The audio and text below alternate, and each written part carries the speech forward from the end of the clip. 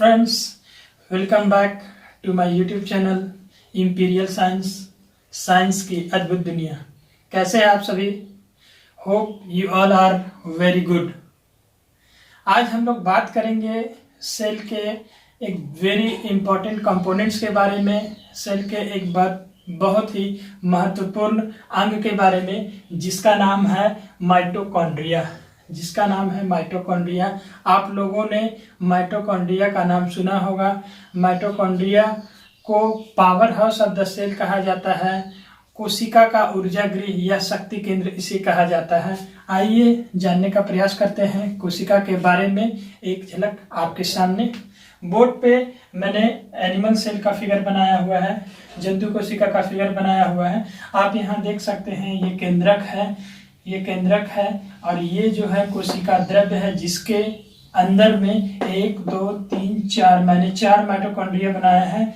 Outer membrane को हम लोग कोशिका झिल्ली कहते हैं, बाहरी आवरण को कोशिका झिल्ली कहते हैं, बीच के संरचना को हम लोग केंद्रक कहते हैं। और जिस माइटोकॉन्ड्रिया ये है, और ये माइटोकॉन्ड्रिया जिस द्रव में तैरते रहता है, माइटोकॉन्ड्रिया जिस द्रव में वितरित रहता है, उसको हम लोग कहते हैं कोशिका द्रव्य। 1 माइटोकॉन्ड्रिया, 2 माइटोकॉन्ड्रिया, 3 माइटोकॉन्ड्रिया, 4 माइटोकॉन्ड्रिया का फिगर मैंने बनाया है। और भी बहुत सारे कंपोनेंट्स हैं, और भी बहुत सारे अंग हैं, लेकिन उसका फिगर मैंने नहीं बनाया है क्योंकि मुझे आज इसी को डील करना है। तो बढ़ते हैं माइटोकॉन्ड्रिया की तरफ।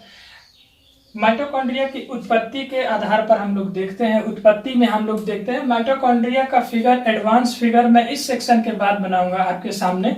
तब तक उत्पत्ति में देख लेते हैं। माइटोकॉन्ड्रिया को सबसे पहले ट्रेस किया था, सबसे पहले आइडेंटिफाई किया था रिचर्ड अल्टमैन ने। रिचर्ड अल्टमैन ने किया था 1894 में अल्टमैन ने बताया था कि माइटोकॉन्ड्रिया नाम का चीज होता है कुछ, लेकिन उन्होंने माइटोकॉन्ड्रिया को बायोप्लास्ट कहा। Very important, bioplast. कभी कभी पूछता है who gave the name bioplast in cell, हम लोग इसका आंसर देते हैं रिचर्ड अल्टमैन 1894। उसके बाद आता है इसका नेमिंग कौन किया, इनका नामकरण कौन किया, सी बेंडा। आपके सामने है सी बेंडा। जस्ट उसके 2 साल बाद 1896 में सी बेंडा ने माइटोकॉन्ड्रिया नाम दिया। इसको उन्होंने नेमिंग किया माइटोकॉन्ड्रिया के रूप में। प्लांट सेल में हम लोग देखते हैं, प्लांट सेल में इसकी उपस्थिति को, पादप कोशिकाओं में इसकी उपस्थिति को सबसे पहले एफ मिविस ने बताया था। ईयर मैंने लिखा नहीं आया, 1904। ईयर में क्या हो जाएगा, 1904। 1904 में एफ मिविस ने बताया था पादप कोशिकाओं में भी माइटोकॉन्ड्रिया पाया जाता है। बढ़ते हैं आगे सेगमेंट की तरफ। कोशिकाओं में यह कोशिका द्रव में पाया जाता है। जैसे कि फिगर में आप लोग देख सकते हैं, कोशिकाओं में माइटोकॉन्ड्रिया कहां पर है, कोशिका द्रव में पाया जाता है। यह कोशिकाओं के ऊर्जा गृह के रूप में जाना जाता है। कोशिकाओं के ऊर्जा गृह के रूप में जाना जाता है। ऊर्जा गृह वेरी इंपॉर्टेंट है। एनर्जी हाउस वेरी इंपॉर्टेंट है। क्यों कहा जाता है, हम लोग आगे पढ़ेंगे। आते हैं इसके छोटे से संरचना के बारे में जानने का प्रयास करते हैं। यह कोशिका में वृत्ताकार, अंडाकार और शंकु के आकार में पाया जाता है। यह कोशिकाओं में वृत्ताकार एवं अंडाकार एवं शंकु के आकार में पाया जाता है। यहाँ मैंने फिगर बनाया है स्फेरिकल, सिलिंड्रिकल और ओवल। देखेंगे स्फेरिकल में माइटोकॉन्ड्रिया 0.5 माइक्रोन से 1 माइक्रोन तक इसका डायमीटर हो सकता है। इसका डायमीटर कितना हो सकता है, आधा माइक्रोन से 1 माइक्रोन के बीच में हो सकता है।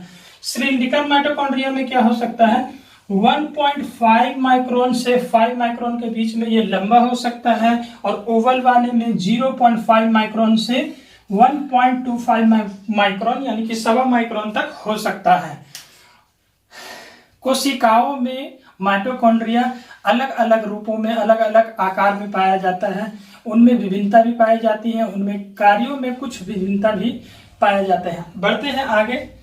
यह देखिए, यकृत कोशिकाओं में यह 1000 से 1600 के बीच में पाया जाता है। यकृत कोशिकाओं में माइटोकॉन्ड्रिया की संख्या 1000 से 1600 यानी कि 1000 to 1600 इन नंबर पाया जाता है। कहां पर, लीवर सेल में।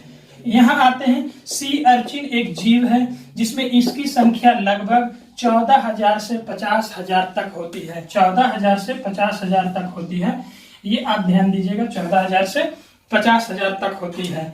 विभिन्न वर्गों के जीवों में इनकी संख्या भिन्न भिन्न होती है। विभिन्न वर्गों के जीवों में इनकी संख्या भी भिन्न भिन्न होती है।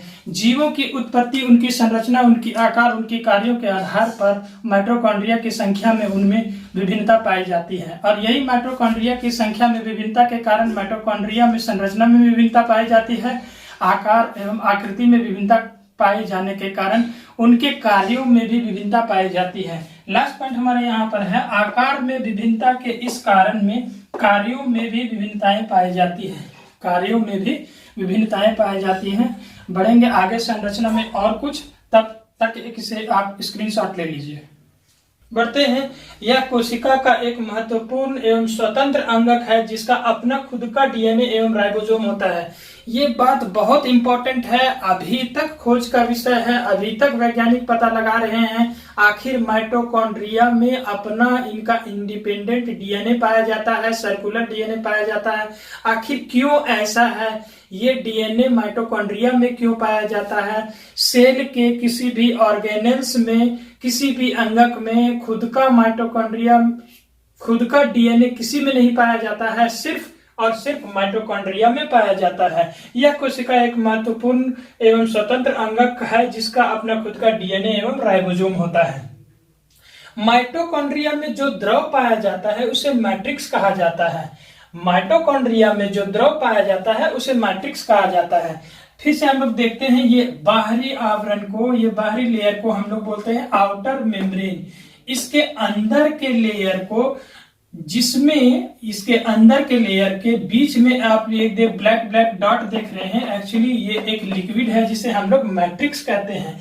इसी मैट्रिक्स के अंदर ये वाला जो संरचना है वो पाया जाता है। उस संरचना के इस मेम्ब्रेन के बाहरी दीवार को हम लोग बोलते हैं इनर मेम्ब्रेन, आंतरिक झिल्ली, इनर मेम्ब्रेन। उसके बाद ये जो आप फोल्ड देख रहे हैं, फिंगर लाइक प्रोजेक्शन देख रहे हैं, इस तरह का उंगली नुमा संरचना देख रहे हैं, उसे हम लोग क्रिस्टी कहते हैं, उसे हम लोग क्रिस्टी कहते हैं।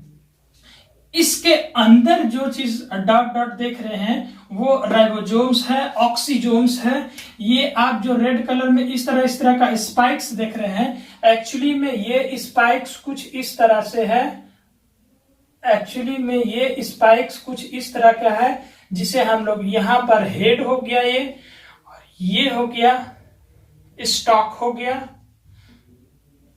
स्टॉक हो गया, और ये बेस हो गया। ठीक है, ये F1 पार्टिकल है, फिलियल पार्टिकल जिसे कहा जाता है। ये F1 कण है, ये क्या है? F1 कण है। और यहीं पर सेल्यूलर रेस्पिरेशन होता है, यहीं पर कोशिकीय श्वसन होता है, और सेल को और कोशिका को ऊर्जा मिलता है। जब माइटोकॉन्ड्रिया यह कोशिकीय श्वसन करता है तो एडीपी के रूप में कोशिका एडीपी के रूप में ऊर्जा का संचय करता है, और आवश्यकता पड़ने पर कोशिका को एटीपी के रूप में ऊर्जा प्रोवाइड करता है। आगे बढ़ते हैं। इसी माइटोकॉन्ड्रिया में इसके कुछ आवश्यक संघटक भी हैं। माइटोकॉन्ड्रिया के आवश्यक रासायनिक संघटक के रूप में हम लोग देखते हैं माइटोकॉन्ड्रिया में क्या क्या पाया जाता है। प्रोटीन है, वसा है, लिपिड है, कोलेस्ट्रॉल है, डीएनए है, आरएनए इत्यादि। ये जरूरी चीज है। क्या क्या है माइटोकॉन्ड्रिया के आवश्यक रासायनिक संघटक के रूप में? प्रोटीन है, वसा है, लिपिड है, कोलेस्ट्रॉल है, डीएनए है और आरएनए है। चलिए, संघटक हम लोग पढ़ लिए, संरचना पढ़ लिए, अब पढ़ने की कोशिश करते हैं इसके आवश्यक कुछ कार्य। आखिर कोशिका में इसके कार्य क्या है? माइटोकॉन्ड्रिया के कुछ महत्वपूर्ण कार्य। सबसे पहले कोशिका के महत्वपूर्ण कार्यों में से कोशिकीय श्वसन को तरजीह देते हैं हम लोग, जिसमें हम लोग देखते हैं कि कोशिकीय श्वसन के दौरान जो कहाँ होता है, यहाँ F1 पार्टिकल में होता है। F1 पार्टिकल आप यहाँ देख रहे हैं जो स्पाइक्स के रूप में, जो एक खड़ा खड़ा डंटिल के रूप में है, वो है क्या? F1 पार्टिकल, या इसी का नाम है ऑक्सीजोम। यहीं पर कोशिकीय श्वसन होता है, जिसमें कोशिकीय श्वसन के दौरान यह माइटोकॉन्ड्रिया एटीपी के रूप में ऊर्जा अपने पास संचित रखती है, और आवश्यकता पड़ने पर एटीपी के रूप में कोशिका को ऊर्जा प्रदान करती है। यहीं पर क्रेब्स साइकिल का चक्र चलता है, यहीं पर क्रेब्स साइकिल का चक्र चलता है। ऊर्जा उत्पादन के अन्य विधि जिसको हम लोग क्रेब्स साइकिल चक्र कहते हैं वो क्या है, अगले सेगमेंट में जानेंगे। यहीं पर क्रेब्स साइकिल चलता है। क्रेब्स नाम के वैज्ञानिक ने इसे इस साइकिल के रूप में प्रतिपादन किया था, इसीलिए इस साइकिल का, इस चक्र का नाम है क्रेब्स साइकिल। एक छोटे से स्क्रीनशॉट के बाद हम लोग बढ़ेंगे अगले सेगमेंट की तरफ। माइटोकॉन्ड्रिया के विभिन्न महत्वपूर्ण कार्य के कड़ी में हम लोग बात कर रहे थे, जिसमें हम लोग देख रहे थे कि क्रेब्स साइकिल होता क्या है, क्रेब्स चक्र किसको कहते हैं। यहाँ पर जानने का प्रयास करेंगे क्रेब्स चक्र है क्या, क्रेब्स चक्र आखिर है क्या, इसको हम लोग देखने का प्रयास करेंगे।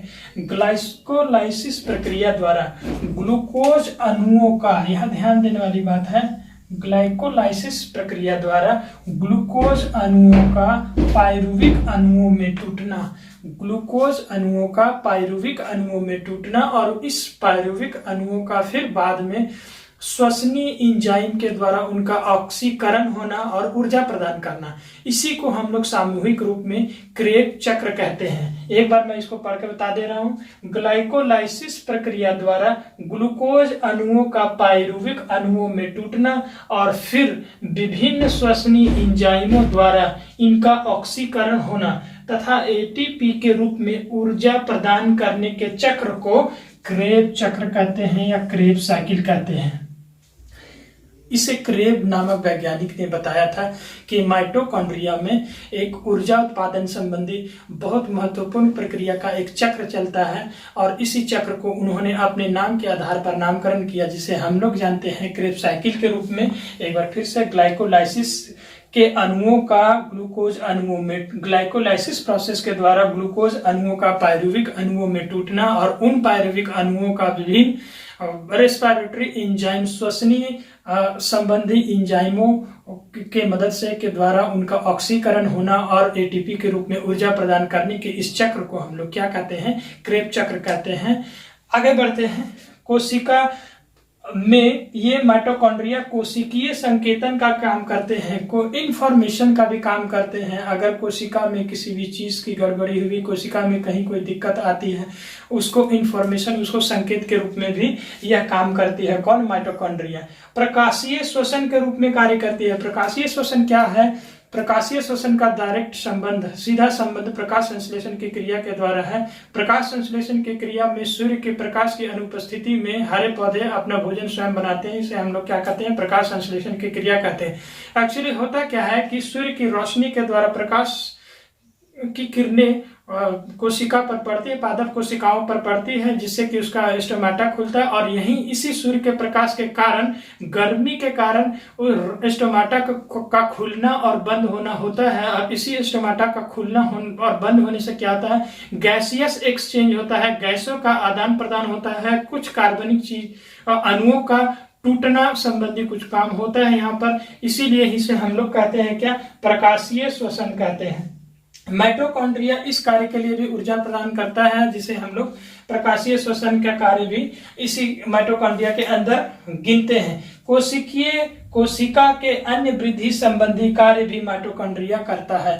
कोशिका में जो अन्य वृद्धि संबंधी कार्य होते हैं, कोशिका के अंग, विभिन्न और बचे हुए अंगों का वृद्धि या फिर पूरे कोशिका में वृद्धि है, उसके लिए आवश्यक ऊर्जा की आवश्यकता पड़ती है, उसे कौन पूर्ति करता है? यही माइटोकॉन्ड्रिया।